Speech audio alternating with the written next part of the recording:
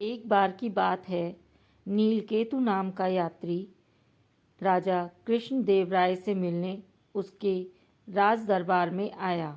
पहरेदारों ने राजा को उसके आने की सूचना दी। राजा ने नीलकेतु को मिलने की अनुमति दे दी। यह यात्री देखने में एकदम दुबला पतला था। वह राजा के सामने आया और बोला, महाराज, मैं नील देश का नीलकेतु हूँ और इस समय मैं विश्व भ्रमण की यात्रा पर निकला हूँ। सभी जगहों का भ्रमण करने के पश्चात आपके दरबार में मैं पहुँचा हूँ। राजा ने उसका स्वागत पूरे जोश के साथ करते हुए उसे शाही अतिथि घोषित किया।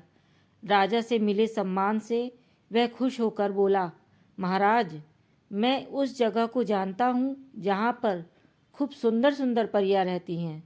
मैं अपनी जादुई शक्ति से उन्हें यहाँ बुला सकता हूँ। नीलकेतु की बात सुन राजा बहुत खुश हुए और खुश होकर वह बोले, इसके लिए मुझे क्या करना चाहिए? तो उसने राजा कृष्णदेव राय को रात्रि में तालाब के पास आने के लिए कहा और बोला कि उस जगह मैं परियों को नृत्य के लिए बुला भी सकता हूँ।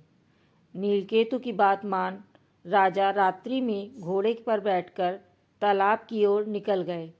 तालाब के किनारे पहुंचने पर पुराने किले के पास नीलकेतु ने राजा कृष्णदेव राय का स्वागत किया और बोला, महाराज, मैंने सारी व्यवस्था कर दी है। वह सब परियां किले के अंदर हैं। राजा अपने घोड़े से उतर नीलकेतु के साथ अंदर जाने लगे तो उसी समय राजा को शोर सुनाई दिया।